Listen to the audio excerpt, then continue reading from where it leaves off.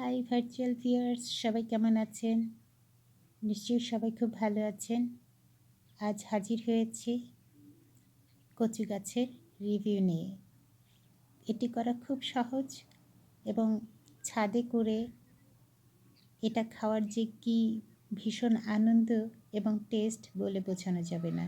তো কথা না বেরিয়ে শুরু করি আমি কিভাবে কি করলাম। আমি বাজার থেকে লতি কিনে এনেছি, কচুর লতি। সেটা থেকে যে মাথার ছোট্ট চোখ থাকে, আমার স্ক্রিনে দেখানো হচ্ছে ছোট্ট মাথায় যে একটু গাছের মতো হয়েছে ওরকমটা, কিংবা ছোট্ট একটু চোখের মতো যেটা থাকে, যারা লতি কাটেন তারা বুঝতে পারবেন।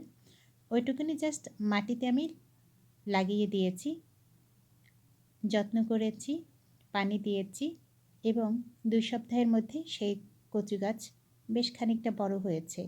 এরপর এতে আমি কিছুটা জৈব তরল সার দিয়ে দিয়েছি, খৈল পচা পানি দিয়েছি, যার পরবর্তীতে গাছের এই চেহারা। এটা হচ্ছে সরাসরি বাজার থেকে লতি কিনে এনেছি, সেটা থেকে এই গাছগুলো হয়েছে। আমার 3টা গাছ উঠেছিল, বাট লতি থেকে আরও কিছু গাছ হয়েছে, সেটা আমি লাগিয়ে দিয়েছি। আমি এ নিয়ে 2বার লতি খেয়েছি এবং আলহামদুলিল্লাহ আরও বেশ কিছু হয়েছে। এবং এটা যে কি ভীষণ রকম টেস্ট বলে বোঝানো যাবে না। এটা আপনারা করবেন, করে খেয়ে তারপর বুঝবেন যে আমি কতটা সত্যি কথা বলেছি। খুব ইজি, খুবই ইজি এবং দেখতেও কিন্তু এটা ভীষণ সুন্দর লাগে। গাছগুলো কেমন সবুজ হয়ে ওঠে। এটার তেমন কোনো যত্ন লাগে না, কিচ্ছু লাগে না, শুধু মাঝে মধ্যে একটু খোল পচা পানি দিলেই হবে।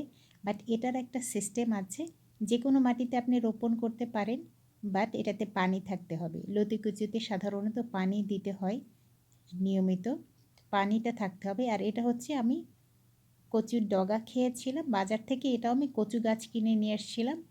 সেই কচু গাছের যে গোড়ার অংশটুকুন, যেটা থেকে কিনা গাছ উঠতে পারে, সেই অংশটুকুন আপু আমাকে দিয়েছিলেন। সেটা আমি আমার এই যে পলিথিনের পটে আগে অন্য গাছ ছিল সেই মাটিতে আমি লাগিয়েছি। এটা কিন্তু নতুন করে কোনো মাটি দেই নেই, কিচ্ছু না।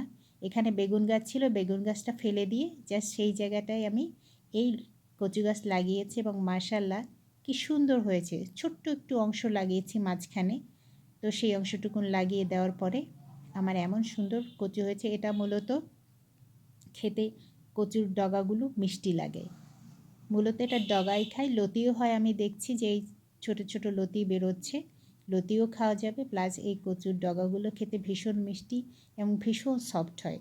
দেখতে কালো, বাট এটাকে পানি কচু বলা হয় এবং ভীষণ মিষ্টি। এটাতে পানি না দিলেও চলে, আমি যেহেতু এখানে কোনো পানি দিচ্ছি না। যেমন এই লতিরাজ কচু বলে এটাকে, যেটা থেকে আমি লতি খাচ্ছি, এটায় পানি রাখতে হয় সার্বক্ষণিক। পানি রাখলে ভালো, আবার না রাখলেও তেমন কোনো অসুবিধা নাই, বাট মাটিটা কিন্তু অবশ্যই স্যাঁতস্যাঁতে রাখতে হবে, খুব একটা শুকনো রাখলে চলবে না। তো এই কচু গাছ কিন্তু যে কোনো জায়গায় ছায়ায় হবে, এটা রোদে হবে, এটা যে কোনো জায়গায়, এবং এটার কোনো রকম কোনো পরিচর্যার দরকার নেই, জাস্ট লাগিয়ে দিলেই হলো।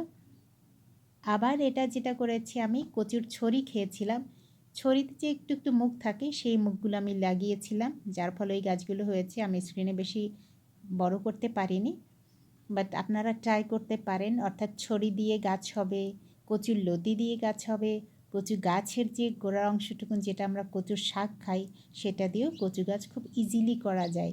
আমি প্রথমে খুব চিন্তা করছিলাম বাহির থেকে কিনবো, কিন্তু সেটা আমার দরকার হয় নাই। থ্যাংক ইউ, আপনারাও করুন।